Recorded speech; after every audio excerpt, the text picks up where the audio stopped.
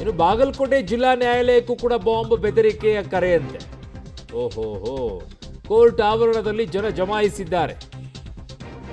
ನ್ಯಾಯಾಲಯದ ಕಚೇರಿಯ ಇಮೇಲ್ಗೆ ಬಂದಿರುವಂಥ ಬೆದರಿಕೆ ಇದು. ಬಾಂಬ್ ನಿಷ್ಕ್ರಿಯ ದಳದಿಂದ ಈಗ ತಪಾಸಣೆಯನ್ನು ಕೂಡ ಮಾಡಲಾಗ್ತಾ ಇದೆ.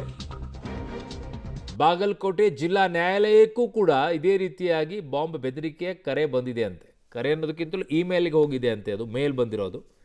ಸೊ ಹಾಗಾಗಿ ಅಲ್ಲಿರೋರೆಲ್ಲ ಆಚೆ ಬಂದಿದ್ದಾರೆ, ಕೋರ್ಟ್ ಆವರಣದಲ್ಲಿ ನಿಂತ್ಕೊಂಡಿದ್ದಾರೆ. ಒಳಗಡೆಗೆಲ್ಲ ಬಾಂಬ್ ಸ್ಕ್ವಾಡಿಗೆ ಪರಿಶೀಲನೆಯನ್ನು ಮಾಡ್ತಾ ಇದೆ.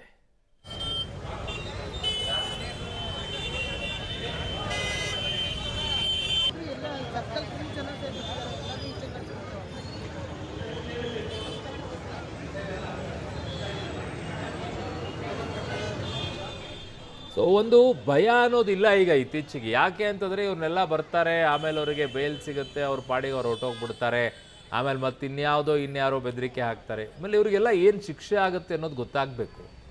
ಹಿಂಗೆಲ್ಲ ಮಾಡಿದರೆ ಅಂತ ಹೇಳಿ ಭಯ ಬರಬೇಕು. ಅದಿಲ್ವೇ ಇಲ್ಲಲ್ಲ ಈಗ ಭಯ.